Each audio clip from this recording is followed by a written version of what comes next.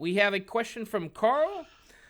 He says, while I personally favor a national divorce in various regions of the United States having complete sovereignty, I'm very concerned that a breakup of the Union will precipitate the type of disunity found among American Indians during colonization. As you know, various tribes were often so awful to each other that they sided with the colonists against potentially their own interests. Though, if my tribe was almost completely wiped out and tortured to death by a neighboring tribe, I would do the same. I believe that these concerns motivated our founders to homogenize the U.S. in language, culture, and ethnicity. As we continue to fragment as a country, I don't know that anything can turn back this tide. I also feel that with the South, Plains and Intermountain West, the Northeast and West Coast will end up much like Canada, with few churches and very secular culture. So there's no question here. So any comments, Charles? Do you think we're headed to this fracture thing? I feel like It's, the money from the federal government's a hard thing to give up, no? well, it is, but the federal government itself is an odd thing. I mean, one minute it's Trump's, the next minute it's Kamala's, or vice versa. Uh, I've felt for a very long time that we were headed toward either a strongman or disunity or both, one after the other. I hope not. I really hope not. One of the things that astonishes me right now is how people of different sides of the spectrum will look at the same thing and interpret it in a completely different light.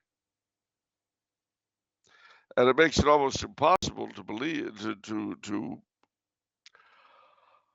go along with one or the other.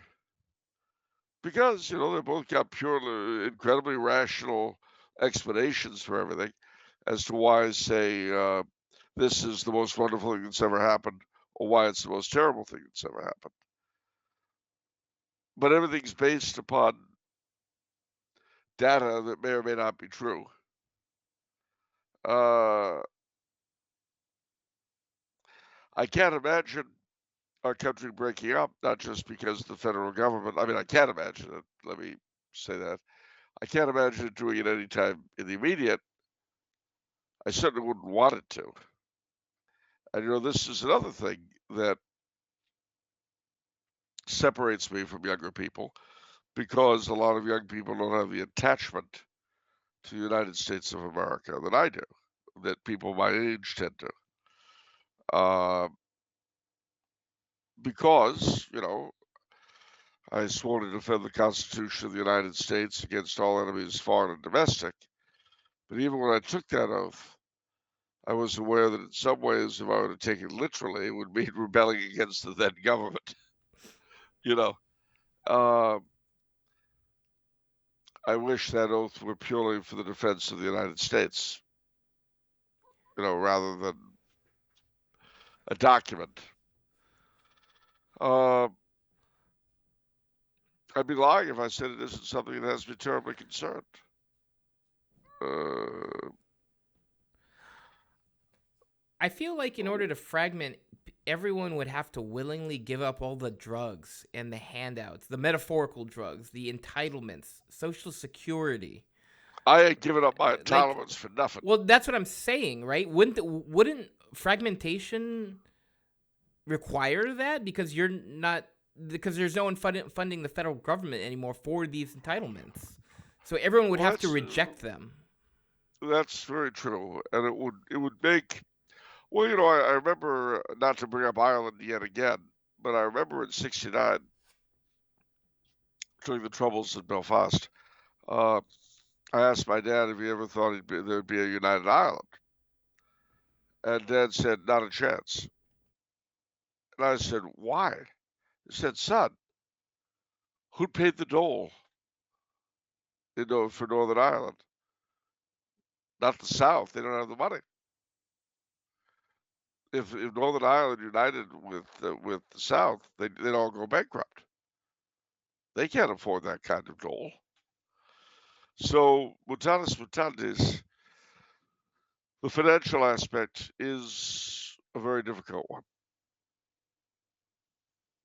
No doubt about it. Okay. But yeah, you're right. There are just so many different opposing forces at play, I think. Because I think you are right. There are forces that are creating fragmentation, 100%. But it's sort of, you have to weigh all the things together. And how they'll actually play out, I couldn't tell you. Yeah. You know, honestly, it was a lot easier during the Cold War. We had good guys versus bad guys, us and them, and it was simple. Godless communism versus whatever we were supposed to be. And okay, so I didn't take it quite seriously for us being the bearers of truth, justice, or the American way, but it was certainly identifiable. And you felt, now how true that was is perhaps another issue, but you felt you could rely on our own system. Now, uh, one of the things that really caught me when, what's his name, Tucker Carlson, had his interview with Putin. And a lot of people were jumping up and down about how terrible it was, how wonderful it was, this, that, the other. You know what caught my attention? What? Carlson asked Putin if he saw the hand of God in human affairs. Oh, I remember that one. Yeah. And Putin said no. Yeah. And when he said that, I thought, okay. So basically, he's a Kennedy Orthodox.